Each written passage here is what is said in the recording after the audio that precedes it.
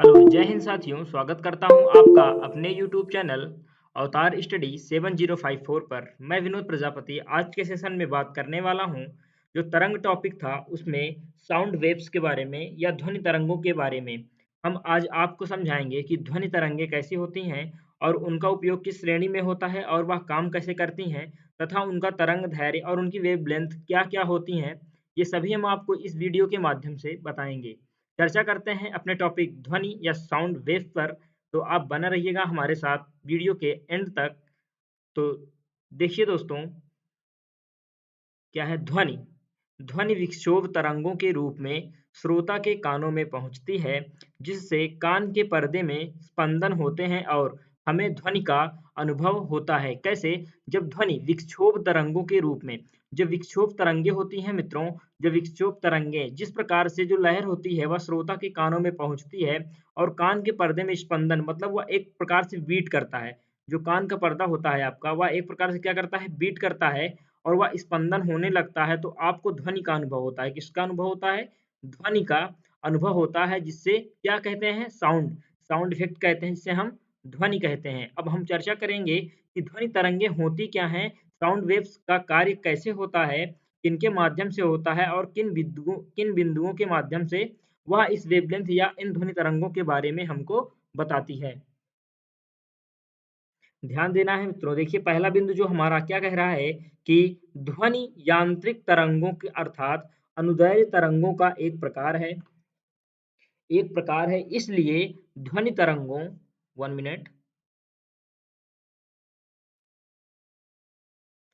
हाँ, देखिए, इसलिए ध्वनि तरंगों को संचरण हेतु किसी न किसी भौतिक माध्यम की आवश्यकता होती है और ये तरंगे ठोस, द्रव एवं गैस तीनों माध्यमों में संचारित होती हैं। आपको बिल्कुल याद रखना है इसको कि ध्वनि तरंगे आपसे एग्जाम में पूछेगा एसएससी, चाहे वह यूपीपी हो चाहे यूपीएसआई हो, उसमें तरंग से एक क्वेश्चन अवश्य पूछता है और ये क्वेश्चन होगा कि वह ऐसी कौन सी तरंगे हैं।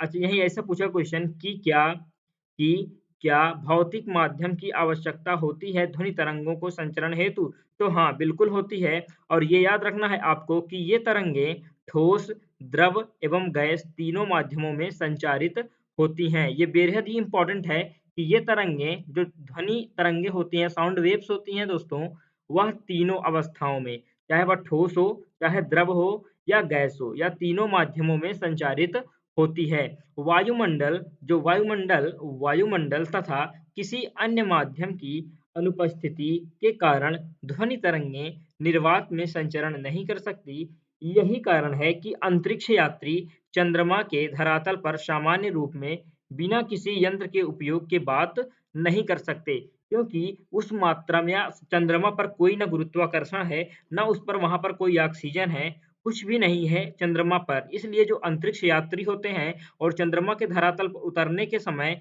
वह किसी से एक दूसरे से बात नहीं कर सकते बिना यंत्र के उपयोग के। आपको जानना होगा, आपसे एग्जाम में पूछेगा कि अंतरिक्ष यात्री चंद्रमा के धरातल पर सामान्य रूप से बात क्यों नहीं कर सकते? क्योंकि जो ध्वनि वेव्स होती है या ध्वनि तरंगे होती हैं, वह सिर्फ पृथ्वी पर ही अवेलेबल हैं, या तो माइक्रो या तो मंगल ग्रह पर, ना कि चंद्रमा, क्योंकि चंद्रमा का जो धरातल है, उस पे गुरुत्वाकर्षण है, उस पर कुछ नहीं है, इसलिए वह ध्वनि तरंगों का उपयोग चंद्रमा पर नहीं होता, जिसके कारण एक अंतरिक्ष यात्री दूसरे अंतरिक्ष यात्री से बिना कोई यंत्र की सहायता से नहीं बात कर सकता। आपको बेहद ही जानकारी ये प्राप्त करनी है कि बिना किसी यंत्र के उपयोग के अंतरिक्ष पर बात करना असंभव है। क्या है?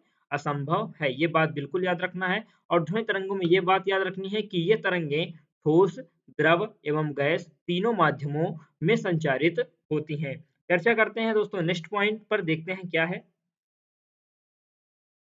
देखिए, ध्वनि तरंगों का वर्गीकरण। ध्वनि तरंग कितने प्रकार के होते हैं, यह हम आपको बताएँगे कि अपश्रव्य तरंगे, पहला क्या है दोस्तों, अपश्रव्य तरंगे, जिसे हम इंफ्रासोनिक वेव्स के रूप में जानते हैं। किसमें? इंफ्रासोनिक वेव्स के रूप में इसे हम जानते हैं। और सेकंड हमारा है श्रव्य तरंगे, जिन्हें हम सोनिक वेव्स कहते हैं। और तीसरा हमारा है पराश्रव्य तरंगे, जिसे हम अल्ट्रासोनिक वेव्स कहते हैं। वेरी इंपॉर्टेंट है अल्ट्रासोनिक वेव्स, क्योंकि इससे अब तक लगातार क्वेश्चन बनते आ रहे हैं अल्ट्रासोनिक वेव्स या पराश्रव्य तरंगों से। उसके बाद हमारा इंपॉर्टेंट होगा अपश्रव्य तरंगे, उसके बाद हमारा इंपॉर्टेंट होगा श्रव्य तरंगे या सोनिक वेव्स। देखिए जो बेहद इंपॉर्टेंट है वो हम क्या किसमें देंगे, परश्रव्य तरंगे, लेकिन हमको तीनों को पढ़ना है और अच्छे से पढ़ना है, क्योंकि एग्जामिनर कहीं से भी क्वेश्चन पूछ सकता है आपके एग्जामिनेशन के लिए। तो आपको बिल्कुल भी तैयार रहना है और इस क्वेश्चन का जवाब अच्छे और सही उत्तर से देना है। पहला जो होगा उस पर चर्चा करेंगे कि अपश्रव्य तरंगें क्या होती हैं जिन्हें हम इंफ्रासोनिक वेव्स के रूप का नाम देते हैं। पहला क्या है दोस्तों, अपश्रव्य तरंगें। अपश्रव्य तरंगें या इंफ्रासोनिक वेव्स। अब हम आपको बताएंगे कि व्यक्तियों को सुनने या कि जितनी भी तरंगें होती हैं कितने वेव्स या कितने हर्ट्ज से अधिक होती हैं, ये सभी हम इस वीडियो के माध्यम से जानेंगे। तो बना रहिएगा हमारे साथ। नेक्स्ट पॉइंट पर चर्चा करते हैं दोस्तों। देखिए कि जिन अनुदैर्ध्य तरंगों की आवृत्ति 20 हर्ट्ज से कम होती है, वह अपश्रव्य तरंगें कहलाती हैं। जैसे भूकंप के समय पृथ्वी के कंपन से उत्पन्न तरंगें या ज्वालामुखी, भूस्खलन एवं उल्कापिंडों से उत्पन्न तरंगें आदि। अब आपको समझ में नहीं आ रहा होगा कि 20 हर्ट्ज क्या होता है, कि हर्ट्ज से कम होता है या ज़्यादा, कितनी मात्रा में गिरावट ला सकता है या झन्नाहट ला सकता है पृथ्वी में। तो हम समझाने वाले हैं। क्या होता है मित्रों, जब कोई तरंगदैर्घ्य किसी आवृत्ति या 20 हर्ट्ज, उसका एक मापन है हर्ट्ज। आवृत्ति का मात्रक क्या होता है मित्रों, वो होता है हर्ट्ज। क्या होता है, हर्ट्ज। ये याद रखना है, जिसे हम एच जेड से प्रदर्शित करते हैं। किससे, एच जेड से हम प्रदर्शित करते हैं। यह हम आपको बताएंगे जो भी भूकंप आता है पृथ्वी के समय, तो कंपन से उत्पन्न तरंगे जो होती हैं वह अपश्रव्य तरंगे होती हैं, जिनकी आवाज हमारे कानों तक नहीं देती और सुनाई नहीं देती हैं। लेकिन क्या होता है कि वह तरंगें जो तरंगे होती हैं आपस में ही क्या होती हैं, ध्यान देना, वे तरंगे अपना कार्य संपूर्ण कर लेती हैं, जिसके कारण जो उत्पन्न तरंगे होती हैं, जब ज्वालामुखी फटेगा तो उसमें ये तरंगे उत्पन्न होगी, जब भूस्खलन होगा तो उनमें यह तरंगे उत्पन्न होगी, और उल्का पिंडों से उत्पन्न तरंगे इत्यादि जितनी भी तरंगे उत्पन्न होगी ऐसे कार्यों में या ऐसे माध्यमों में, तो उन्हें हम अपश्रव्य तरंगों का रूप देंगे। इनका अपश्रव्य तरंगों का रूप देंगे। और ये पूछेगा कि अपश्रव्य तरंगों की या अनुदैर्घ्य तरंगों की आवृत्ति कितनी होती है, तो आप बताएंगे कि जिन अनुदैर्घ्य तरंगों की आवृत्ति 20 हर्ट्ज से कम होती है, वह अपश्रव्य तरंगें कहलाती हैं। जैसे भूकंप के समय पृथ्वी के कंपन से उत्पन्न तरंगे या ज्वालामुखी से उत्पन्न तरंगे या भूस्खलन से उत्पन्न तरंगे तथा उल्कापिंडों या इत्यादि उल्कापिंडों से आदि उत्पन्न तरंगे जो होती हैं, वह अपश्रव्य तरंगे कहलाती हैं। चर्चा करते हैं नेक्स्ट पॉइंट क्या है, दूसरा श्रव्य तरंग। क्या है दोस्तों, श्रव्य तरंग। श्रव्य तरंग, देखिए जिन तरंगों को हमारा कान सुन सकता है और उन तरंगों को श्रव्य तरंगे कहा जाता है। जो हमारे कान जो होते हैं दोस्तों, वो आसानी से किसी भी भाषा या किसी भी बात को सुन लेते हैं। तो यही कारण है किसका, श्रव्य तरंगे, मतलब श्रव्य मतलब सुनना। ऐसी तरंग जो हमें सुनना प्रदर्शित करे, जो हमें सुनाए ना। जिन तरंगों का हमारा कान सुन सकता है उन तरंगों को हम श्रव्य तरंगे कहते हैं। जो इनकी आवृत्ति 20 से 20,000 हर्ट्ज तक होती है। कितनी होती है दोस्तों, 20 से 20,000 हर्ट्ज तक होती है। एच जेड 20 से 20,000 हर्ट्ज तक होती है। मनुष्यों और जानवरों, बांसुरी, शहनाई, ढोल आदि द्वारा ध्वनियाँ श्रव्य तरंगों के उदाहरण हैं। जिसमें बेहद ही इंपॉर्टेंट क्या है कि जानवरों और बांसुरी तथा शहनाई तथा ढोल, और इसमें मनुष्यों, जो मनुष्य द्वारा बोला गया कथन होगा, वह 20 से 20,000 हर्ट्ज तक ही होगा। तब वह आपके कानों तक पहुंचेगा, चाहे वह जानवर की ही आवाज क्यों ना हो, या बांसुरी की आवाज क्यों ना हो, चाहे शहनाई की आवाज हो या ढोल इत्यादि की आवाज हो। जब द्वारा उत्पन्न जब ध्वनियाँ होंगी और श्रव्य तरंगों का निर्माण करेंगी, तो वह सोनिक वेव्स कहलाएँगी। आपको समझ में आ हुआ होगा कि आ रहा होगा कि जिन तरंगों को हमारा कान सुन सकता है, उन तरंगों को श्रव्य तरंगे कहते हैं, और इन तरंगों की आवृत्ति 20 से 20,000 हर्ट्ज तक होती है। मनुष्यों और जानवरों, बांसुरी, शहनाई, ढोल आदि द्वारा उत्पन्न ध्वनियाँ श्रव्य तरंगों का उदाहरण हैं। चर्चा करते हैं अपने नेक्स्ट पॉइंट, जो कि क्या है, पराश्रव्य तरंगे। क्या है दोस्तों, पराश्रव्य तरंगे या अल्ट्रासोनिक वेव्स।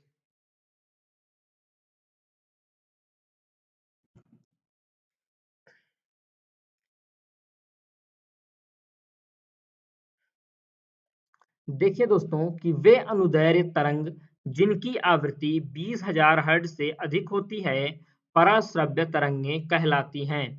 जब 20,000 हर्ट्ज से अधिक आवृत्ति की तरंगें मनुष्य नहीं सुन सकता है तो इन तरंगों की आवृत्तियां अधिक तथा तरंग दैर्ध्य कम होता है जिसे हम लैम्डा इक्वल बड़ा है 1.66 सेंटीमीटर क्या कहते हैं दोस्तों लैम्डा ना 1.66 सेंटीमीटर आपको ये याद रखना है कि पराश्रव्य तरंगों का तरंग दैर्ध्य कम होता है कितने लैम्डा या कितने लैम्डे से बड़ा होता है तो लैम्डा 1.66 सेंटीमीटर होता है इसमें हम समझेंगे कि पराश्रव्य तरंगों को की अनुभूति या सुनना किससे प्रदर्शित होता है तो वह उदाहरण है जैसे बंदर डॉल्फिन मछली चमगादड़ बिल्ली कुत्ते आदि पराश्रव्य तरंगों को सुन सकते हैं कुत्ते लगभग 50,000 हर्ट्ज की आवृत्ति तथा चमगादड़ लगभग 1 लाख हर्ट्ज तक की आवृत्ति सुन सकते हैं आपसे एग्जाम में पूछेगा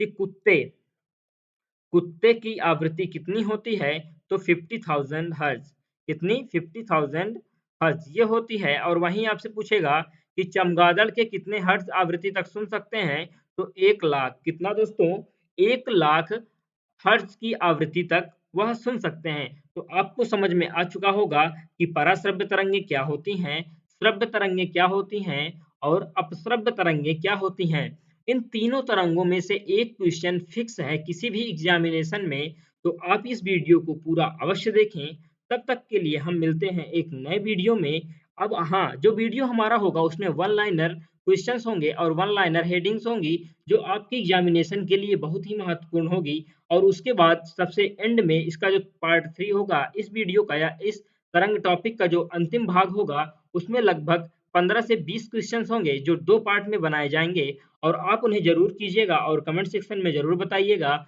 कि आपने उसमें कितने क्वेश्चंस अचीव या कितने क्वेश्चन करेक्ट किए हैं। तो दोस्तों मिलते हैं हम आपको एक नए वीडियो में, तब तक के लिए नमस्कार, जय हिंद, जय भारत।